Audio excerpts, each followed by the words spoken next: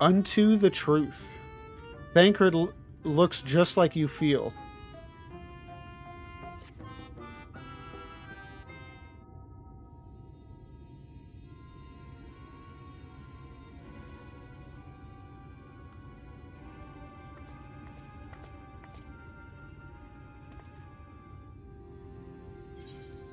How goes it, Lavenza?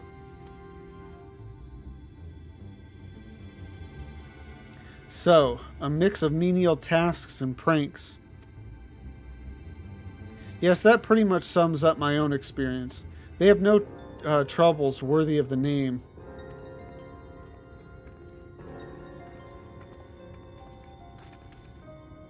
How long are we supposed to keep at this? They're clearly playing with us. Indeed, whenever I inquire how much more there is to be done, the answer is ever the same, a little. I doubt they have any intentions of releasing us in the near future. Urianger once told me a story about the Pixies. They're born from the souls of those who died as children, or so it's believed. Though they don't have memories of their previous lives, the desire to have fun remains, imprinted on their souls. And so they live only to play, keeping hapless mortals for their pleasure for years on end, sometimes even until death. In the past, when I sought to identify the true nature of ghosts, I came upon literature examining a similar subject. The soul was likened to a core that resides in the ether, and its presence is what differentiates us from such beings as sprites and arcane entities.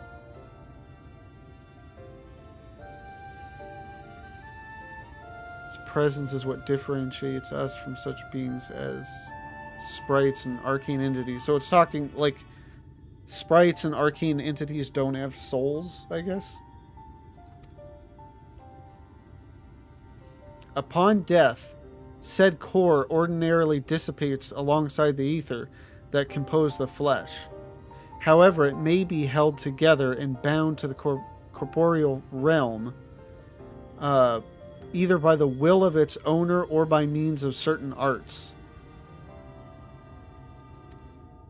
In time, the soul may regather ether unto itself to assume another form, or find newly emerged life in which to abide.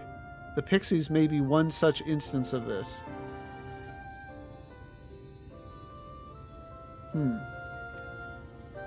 If ghosts are merely souls without bodies, what does that make us? I think you've become that which you fear most, brother dearest. Yeah? However the Pixies may have come into being, if we leave them to judge when they are satisfied, they will never be satisfied.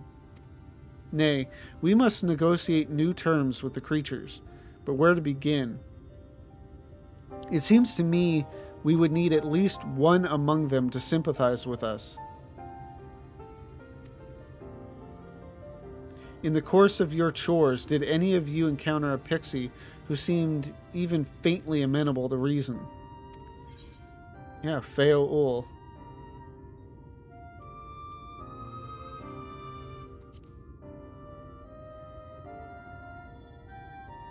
What? You knew a pixie from before?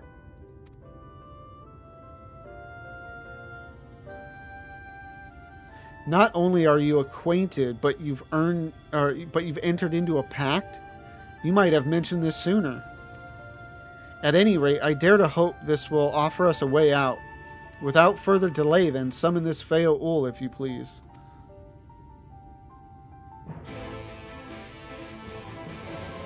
With the chat mode in, say, keyboard, enter Feo Ul to summon your pixie friend at the designated location.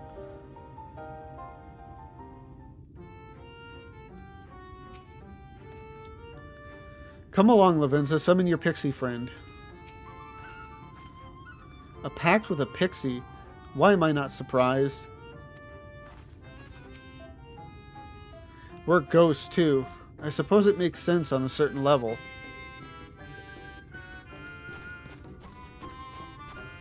I remember this one, you have to do it like 3 or 4 times.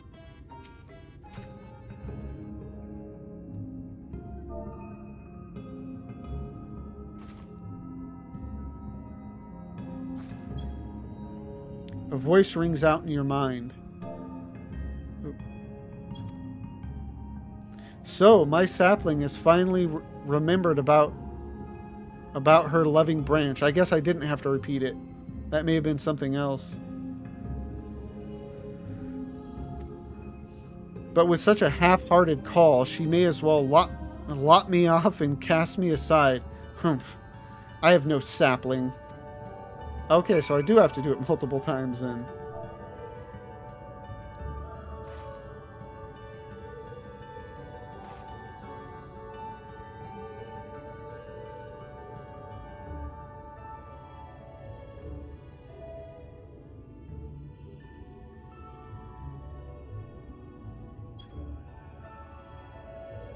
Oh, I gotta be...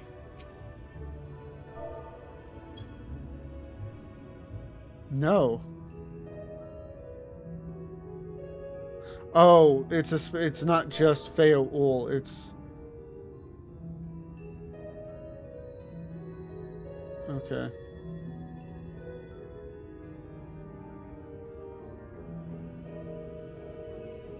It's funny though, I did almost type the same thing. Okay, now what is it now that I'm doing wrong? Oh, geez. Punctuation. Oh.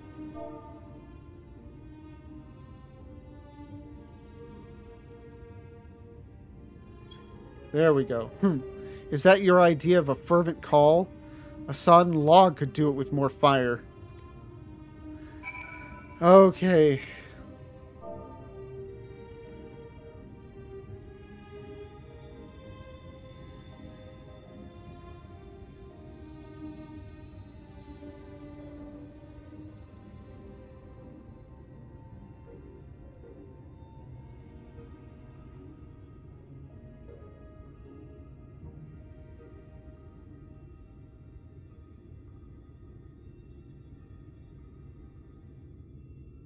Okay, there. I think I got it right. And so far it's asked us to just say Feo Ul, and then please Feo Ul, I need you. And now I need to say, oh loveliest of branches, please grant me your succor.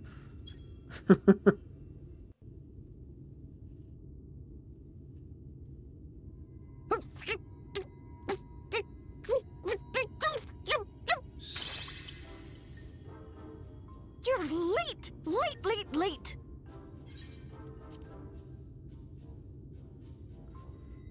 I've been waiting for you to summon me ever since you came here. Waiting and waiting and waiting. But my sapling didn't so much as utter my name. Such a heartless thing she is. Cold and cruel and heartless!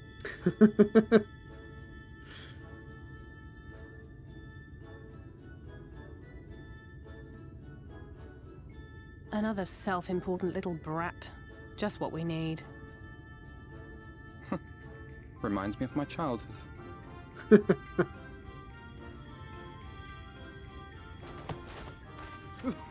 All right, I'm sorry. It was a joke. Honestly, just a joke. But just now you called for me so earnestly, so fervently. I couldn't possibly stay angry at you. Very well. As your lovely branch, I will lend you my strength.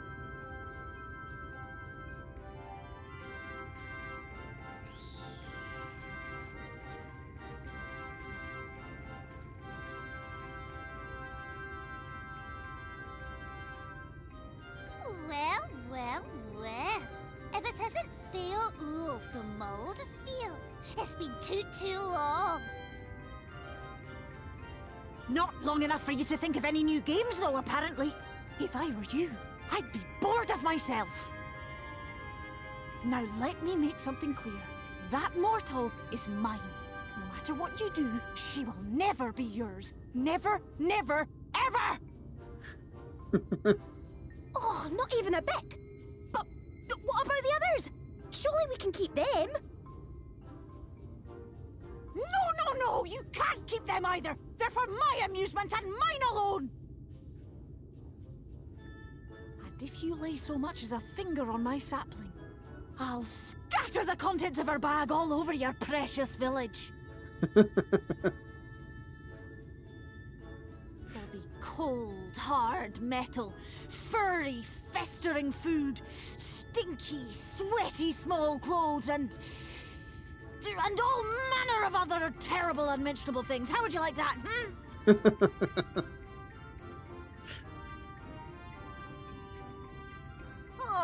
All right. But will you not at least let us play with the twins? Just while the others go and see Urianger? Aye, that's all we ask. And we promise we'll play nicely. It seems we won't be joining you. Aye! We'll reveal the hidden Fernic to you at once.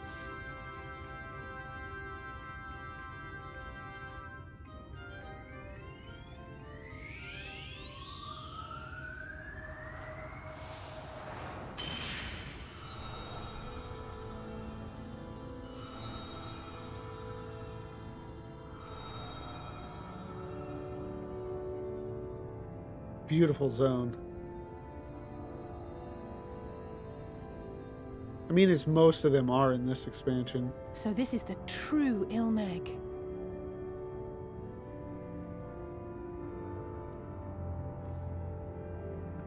How are you feeling? Better. I think I remember the way now. Apologies for the delay. Shall we go and see Urianger? Your lovely branch is useful, yes? So whenever you're in trouble, you must remember to make use of me!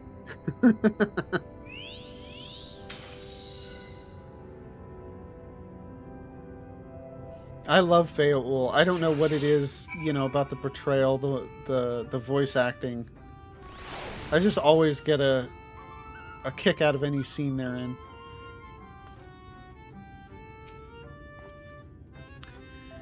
Worry not, we shall be fine. Go on and find Urianger. Send Urianger my regards, and tell him to live somewhere less annoying next time. Feaul certainly has a way with the other pixies. Yeah, I mean, all they did was describe Feaul as, what was it, the Mad Bloom or something? I wonder how Feaul is able to, I don't know, exert their dominance or whatever on the other pixies.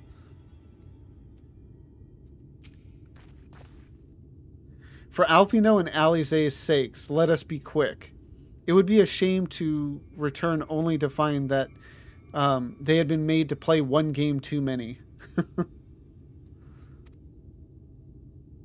Now, the place we seek is the abandoned manor of a nobleman and scholar. The Bookman's Shelves, it's called, after the fellow's vast collection of tomes. An agreeable habitat for our friend, I'm sure you'll agree. If we follow the path north, we should soon find the place. Come along.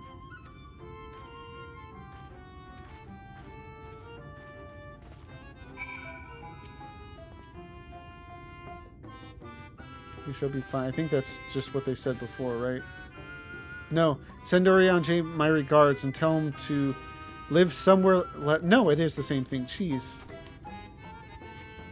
It's almost like the pixies got me.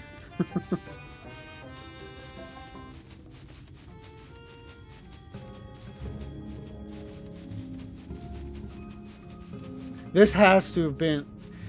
Like, for Urianger to deal with the pixies, clearly this personal library is clearly like a dream come true, I guess, for Urianger.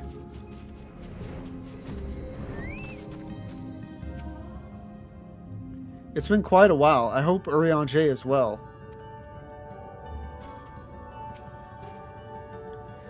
And here we are at last. I give you Urianger's humble abode. Come, let's see if he's home.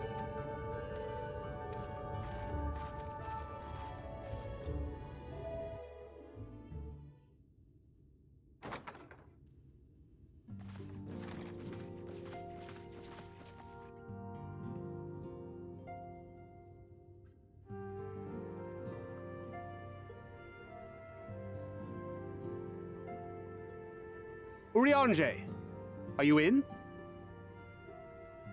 And now we see Urianger's... Unto a world weary of heroes, a hero wends her way. Urianger's glow up. The Exarch did send word that thou wouldst seek me out, but ne'er did I imagine thou wouldst arrive so soon.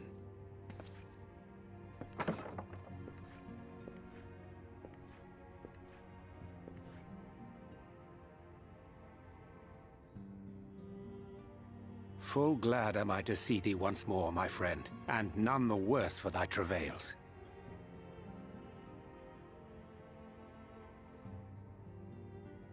Run along, Minfilia. We will meet you outside. But... Another one for you to imbue, if you'd be so kind.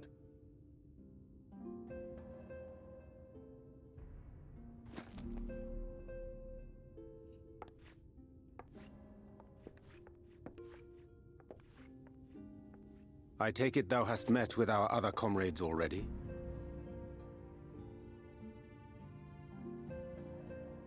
Well, all but the most important.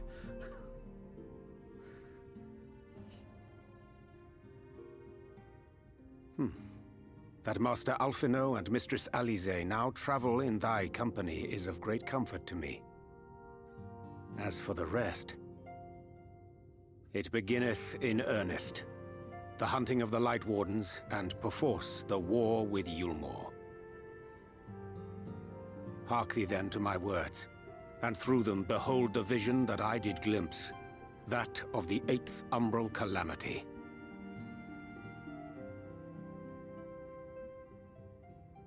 As I drifted hither to the first, traversing the boundary twixt reality and potentiality, I did bear witness to events yet to come.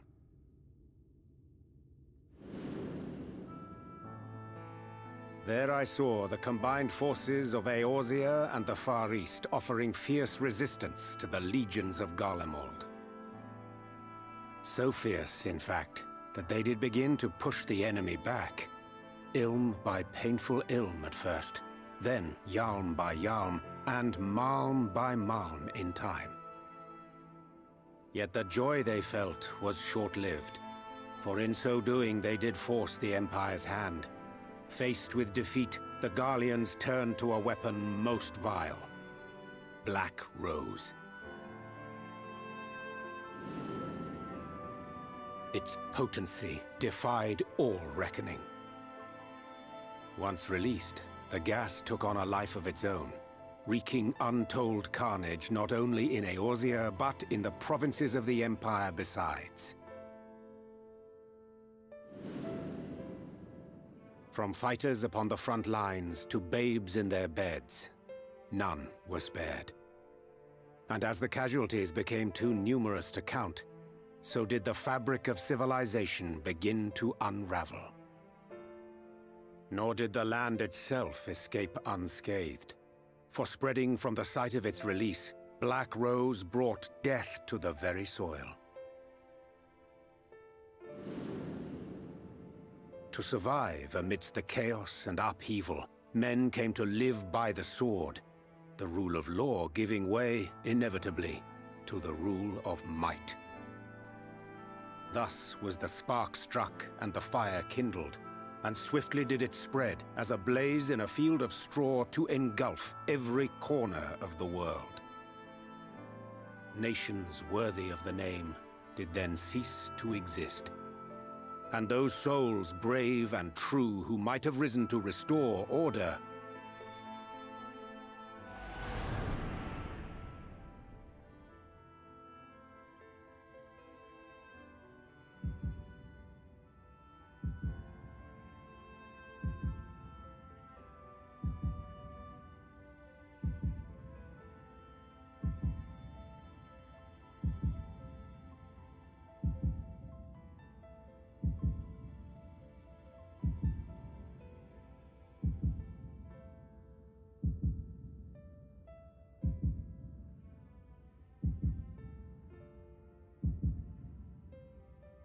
Oh, it actually has us in the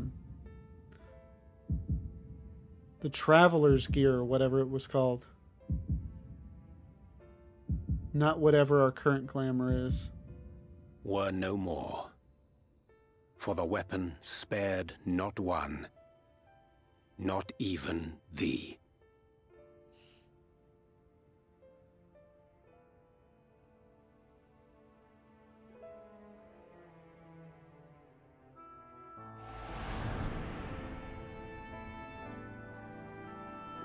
An endless age of war, begotten by the blight of Black Rose. Such is the legacy of the 8th umbral calamity which I did behold. So I want to stop real quick because before I forget this stuff, and because I keep mulling it over in my head and I want to make sure I'm paying attention to what's going on. So what I do remember is that this is a false story, at least coming from Urianger.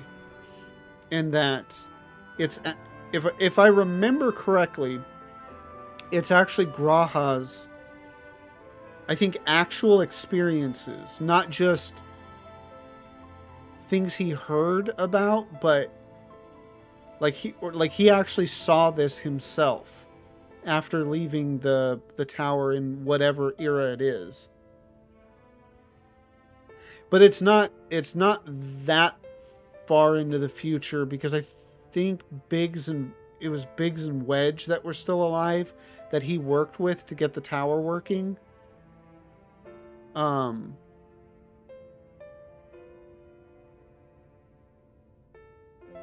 then the thinning of the ether or whatever is actually just, you know, the imbalance toward light ether, which we haven't gotten to that point yet, but obviously we will soon now that we're with Urianger. That light isn't something that brings life, but it actually slows, like, the flow of ether or whatever. And that's also the way the Black Rose works. And so the increase of light ether from the first to the source,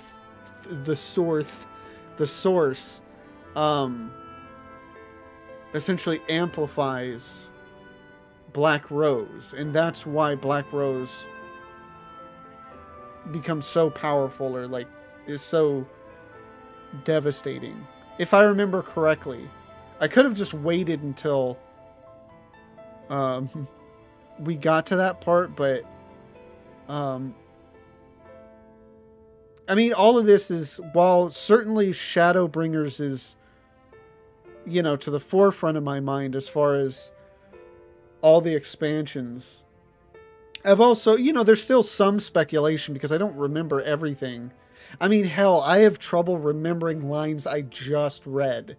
So, you know, obviously, like, some of the dialogue where I'm like, did I read that? No, I didn't read that. And then I finish it and I'm like, no, I did read that. Anyway. But yeah, it's also weird because especially when you're reading stuff that is a lie but not entirely a lie, and you got more of the truth later, and trying to reconcile all of that, you know, be in the moment, but oh, thank you, Swiss Tony 300 for the follow. But yeah, like, when you know everything coming forward and it's like what you're seeing now is trying to kind of sort of deceive you, it gets a little weird to keep everything in focus, I guess. I don't know. Anyway, let us continue.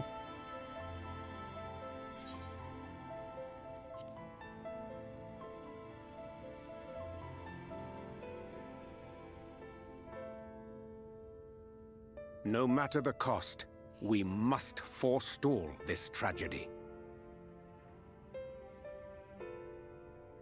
To that end, I have labored during my sojourn in this world, discovering in so doing the answer to a pressing mystery. That of Black Rose's inexplicable potency. Come.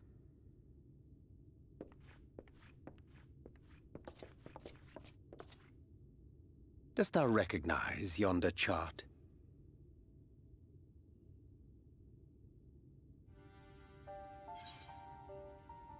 Okay, since we're at... Actually, I don't know if I can.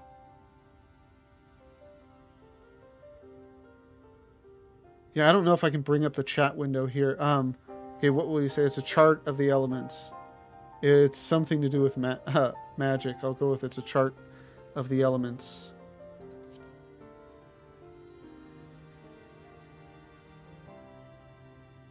Indeed. 'Tis a rendering of the elemental wheel, such as one might find in classrooms across the source. Sorry, I wanted to double check something real quick.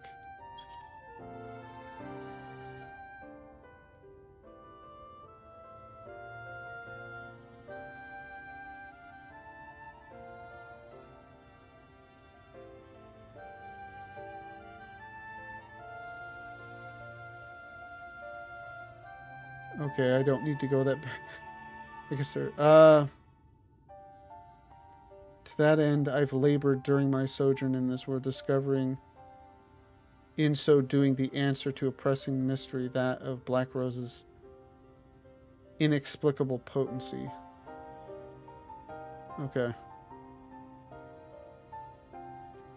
I don't know, it's just one of those things where you think you heard it right, but then you're not sure, and I wanted to get back to it just to make sure I'm not listening to this under the wrong context.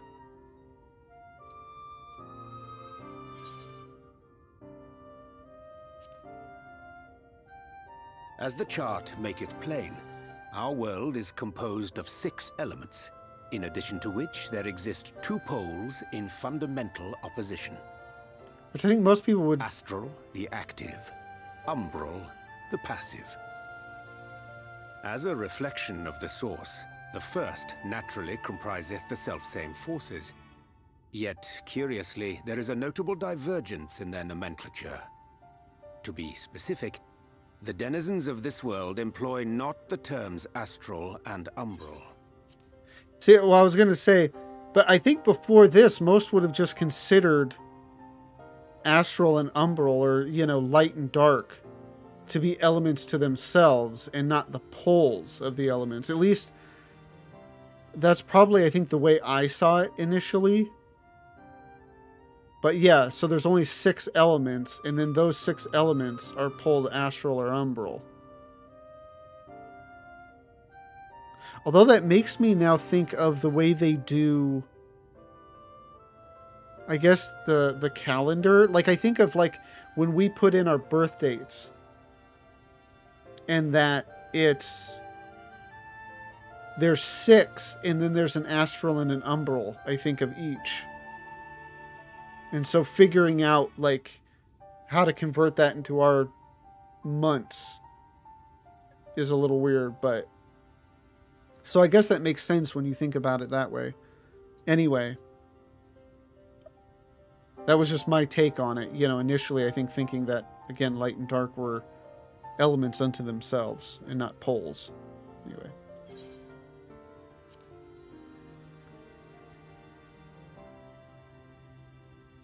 Thus was I moved to inquire what names said forces had been assigned. A simple question which yielded a most unexpected answer. Upon demanding the name of the pole aligned with activity and growth, I was told that as life's myriad colors combined to produce black, the people of the first had called it darkness. At this, did my mind begin to race. Yet 'twas only when I asked what name had been given to the pole aligned with passivity that mine eyes were opened to the truth. Peace and tranquility being as purest white, unmarred by color, I was told it had been given the name of light.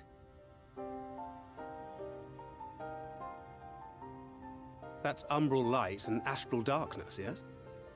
I'm no etherologist, but it strikes me that the nomenclature of the first is rooted in the generation of the two forces, while our own appears to focus on their effects. Which makes one wonder, have we had it backwards all this time?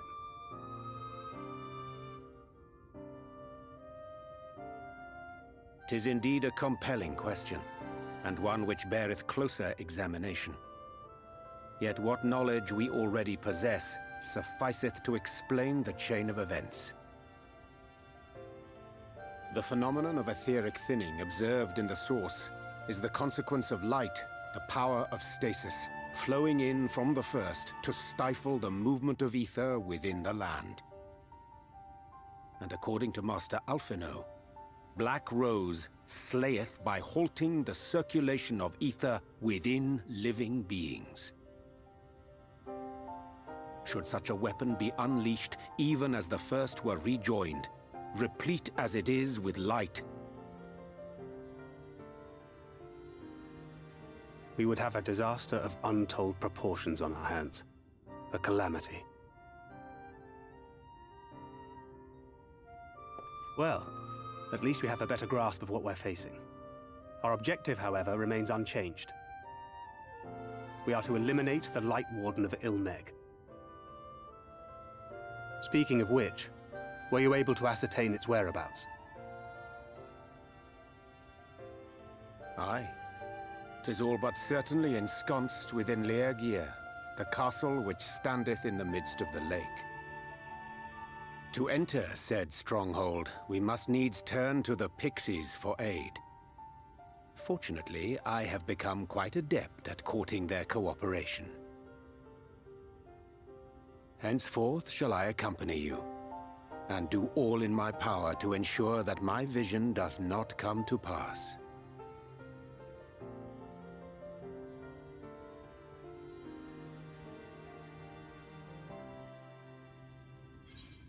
It's interesting. I remember the first time going through this and that revelation of... Because I think they even say in previous dialogue, I don't know. I remember being under the assumption that light was essentially like life and dark was death. And so the idea, I mean, it can make complete sense here, but it was like a revelation of, oh, that makes sense too, that light is like serenity and peace. So that would be death, but not in a dark way. And then dark would be chaos, movement, just... And so now the idea of like umbral and astral, and I don't know, it almost confuses me now to think about it the other way. Anyway. You know, just because I've gotten so used to the way it's now taught on the first.